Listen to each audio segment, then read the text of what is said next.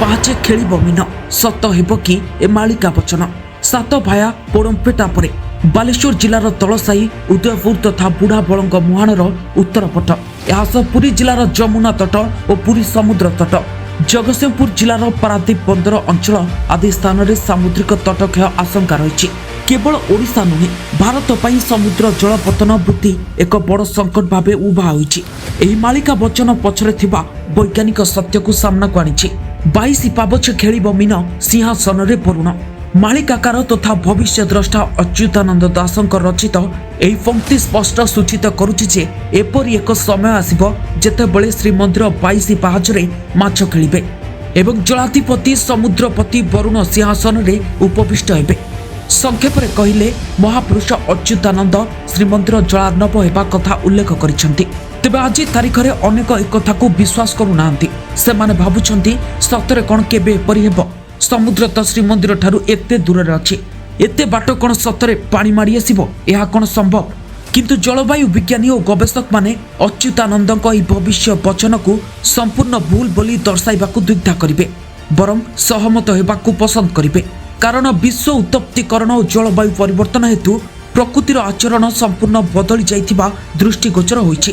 ସେହିପରି କଳିଯୁଗ ମାଳିକାରେ ଅଚ୍ୟୁତାନନ୍ଦ ଲେଖିଛନ୍ତି, ମେଘ ଘୋଟିଯିବ ଅନ୍ଧାର କରି, ଘଡ଼ଘଡ଼ି ଚଡ଼ଚଡ଼ି ଆସିବ ମାଡ଼ି, ନଦୀ ବଢ଼ିବେ ପ୍ରବଳ ହୋଇ, ଘୋର ପ୍ରଚଣ୍ଡ ବତାସ ଆସିବ ବୋହି, କେତେ ଘର ଦ୍ୱାର ପଡ଼ିବ ଭାଙ୍ଗି, ପୃଥିବୀ ରୋଦନ କରିବ ବସି, ମରିବେ ତହିଁରେ ବହୁ ଜନ, ଘୋର ଉତ୍ପାତ ବଢ଼ିବ ଦିନକୁ ଦିନ, ଭୂମିକମ୍ପରେ ଲୋକେ ପ୍ରାଣ ହାରିବେ, ସମୁଦ୍ରରୁ ପାଣି ଉଠି ମାଡ଼ି ନ ଆସିବ।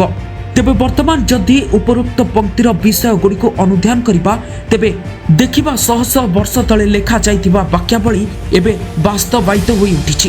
ତେବେ ଏଥିରେ ବାଦଲ ଫଟା ବର୍ଷା, ଭୂସ୍ଖଳନ, ଭୂମିକମ୍ପ, ବଜ୍ରପାତ, ଘୂର୍ଣ୍ଣିବାତ୍ୟା ଓ ଭୂପୃଷ୍ଠକୁ ସମୁଦ୍ର ମାଡ଼ି ଆସିବା ଭଳି ଚରମ ଜଳବାୟୁ ଘଟଣା ଏବେ ନିୟମିତ ବ୍ୟବଧାନରେ ଘଟି ଚାଲିଛି।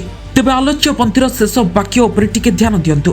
ଅଚ୍ୟୁତାନନ୍ଦ ଲେଖିଛନ୍ତି, ସମୁଦ୍ରରୁ ପାଣି ଉଠି ମାଡ଼ି ଆସିବ। ଯଦି କେବେ ଏଭଳି ଘଟଣା ଘଟେ, ତେବେ ସମୁଦ୍ର ଠାରୁ ଅତି ବେଶୀରେ 1.5 କିଲୋମିଟର ଦୂରରେ ଥିବା ଶ୍ରୀମନ୍ଦିର ପର୍ଯ୍ୟନ୍ତ ପାଣି ଚାଲି ଆସିବା କଥା ବଡ଼ କଥା ନୁହେଁ।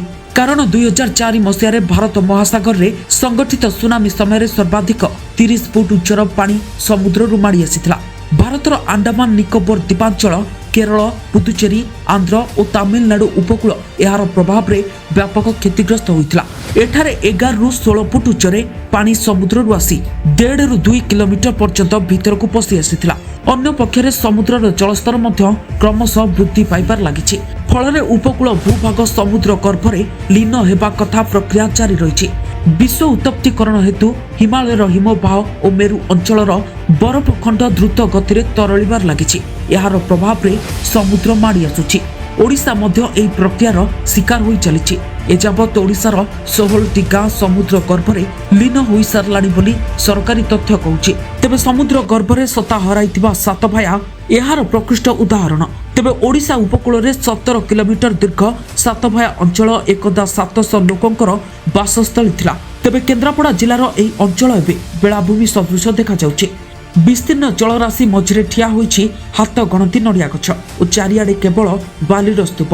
15 ବର୍ଷ ପୂର୍ବେ ଏହା ଏକ ଚଳଚଞ୍ଚଳ ଜନଦ୍ୱୀପ ଥିଲା। ମାତ୍ର ସମୟ କ୍ରମେ ପୁରା 7 ଖଣ୍ଡ ଗାଁକୁ ସମୁଦ୍ର ଖାଇଗଲା। ଏଠାର ଅଧିବାସୀଙ୍କୁ ଜିଲ୍ଲା ପ୍ରଶାସନ ବଗପାଟିଆରେ ଥଇଥାନ କରିଛି। କିନ୍ତୁ ସାତଭାୟାବାସୀ ପାରମ୍ପରିକ ଜୀବନ ଜୀବିକାରୁ ବଞ୍ଚିତ ହୋଇଛନ୍ତି। ସେହିପରି 2007 ମସିହା ପର୍ଯ୍ୟନ୍ତ ଗଞ୍ଜାମ ଜିଲ୍ଲାର ପୋଡମ୍ପେଟା ଗାଁ ବେଶ୍ ଚଳଚଞ୍ଚଳ ଥିଲା।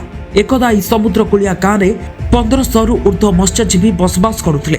ମାତ୍ର ଏବେ ସେଠାରେ ସମୁଦ୍ର ମାଡ଼ି ଆସିବା ଯୋଗୁଁ କେବଳ 2ଟି ପରିବାରର ମାତ୍ର 11 ଜଣ ବାସ କରୁଛନ୍ତି। ପୁରୁଣା ସମୟର କଥା ବଖାଣି ଚନ୍ଦ୍ରଗିରି ପାରିଣ୍ଡି କହନ୍ତି। ତେବେ ସବୁ କିଛି ଠିକ୍ ଠାକ୍ ଥିଲା, କିନ୍ତୁ ହଠାତ୍ ସମୁଦ୍ର ଆଗକୁ ଆଗକୁ ବଢ଼ିଲା ଓ ପୁରା ଗାଁ ତା ଆଁ ଭିତରେ ପଶିଗଲା। ଆମର ଚଳଚଞ୍ଚଳ ଜୀବନ ଏକ ପ୍ରକାର ନିର୍ଜୀବ ପାଲଟିଗଲା। ଏହି ପ୍ରକ୍ରିୟା ମଣିଷର ଭିଟା ମାଟିରୁ ନେଇ ଜୀବନ ଜୀବିକା, ସଂସ୍କୃତି, ପରମ୍ପରା ଓ ଗାଁ ଗଣ୍ଡାର ଚଳଣିକୁ ଚଳୁ କରିଦେଇଛି। କେବଳ ସାତଭାୟା କି ପୋଡମ୍ପେଟା ନୁହେଁ, ବାଲେଶ୍ୱର ଜିଲ୍ଲାର ତଳସାହି, ଉଦୟପୁର ତଥା ବୁଢାବଳଙ୍ଗ ମୁହାଣର ଉତ୍ତର ପଟ, ଜଗତସିଂହପୁର ଜିଲ୍ଲାର ପାରାଦୀପ ବନ୍ଦର ଅଞ୍ଚଳ, ପୁରୀ ଜିଲ୍ଲାର ଯମୁନା ତଟ ଓ ପୁରୀ ସମୁଦ୍ର ତଟ ଏବଂ ଗଞ୍ଜାମ ଜିଲ୍ଲାର ଗୋପାଳପୁର ବନ୍ଦରର ଉତ୍ତର ପଟ ଏବଂ ବାହୁଦା ନଦୀ ମୁହାଣର ଉତ୍ତର ପଟରେ ସାମୁଦ୍ରିକ ତଟକ୍ଷୟ ଆଶଙ୍କା ରହିଛି। ବର୍ତ୍ତମାନ ଭାରତ ପାଇଁ ସମୁଦ୍ର ଜଳପତନ ବୃଦ୍ଧି ଏକ ବଡ଼ ସଙ୍କଟ ଭାବେ ଉଭା ହୋଇଛି। 2013 ରୁ 2022 ମଧ୍ୟରେ ସମୁଦ୍ର ପତନ ବାର୍ଷିକ ହାରାହାରି 4.5 ମିଲିମିଟର ବୃଦ୍ଧି ପାଉଛି। ବୈଜ୍ଞାନିକଙ୍କ ଆକଳନ ଅନୁଯାୟୀ 2050 ମସିହା ସୁଦ୍ଧା ଭାରତରେ ସାମୁଦ୍ରିକ ଜଳସ୍ତର 19.9 ସେଣ୍ଟିମିଟର ବୃଦ୍ଧି ପାଇଥିବ। ଫଳରେ ସମୁଦ୍ର ଅଞ୍ଚଳର 500 ମିଟର ମଧ୍ୟରେ ଥିବା ଅଞ୍ଚଳ ଜଳମଗ୍ନ ହୋଇଯାଇଥିବ। ଏହା ଅଚ୍ୟୁତାନନ୍ଦଙ୍କ କଳିଯୁଗ ଗୀତା ଏବଂ ହାଡ଼ି ଦାସଙ୍କ ଜାଇଫୁଲ ମାଳିକାରେ ଉଲ୍ଲେଖିତ ପକ୍ତି।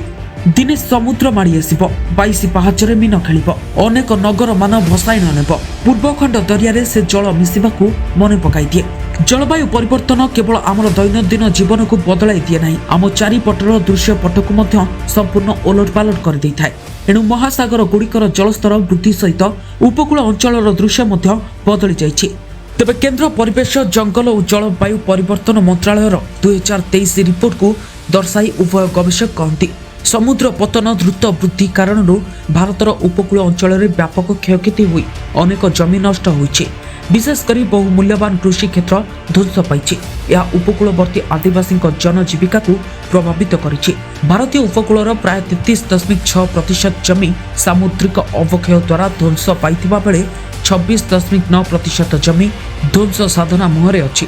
1990 ରୁ 2016 ମଧ୍ୟରେ ଭାରତର ଉପକୂଳ ଅବକ୍ଷୟ ଯୋଗୁଁ 235 ବର୍ଗ କିଲୋମିଟର ଜମି ସମୁଦ୍ର ଗର୍ଭରେ ଲୀନ ହୋଇଛି, ଯାହାକି ଅତ୍ୟନ୍ତ ଚିନ୍ତାଜନକ।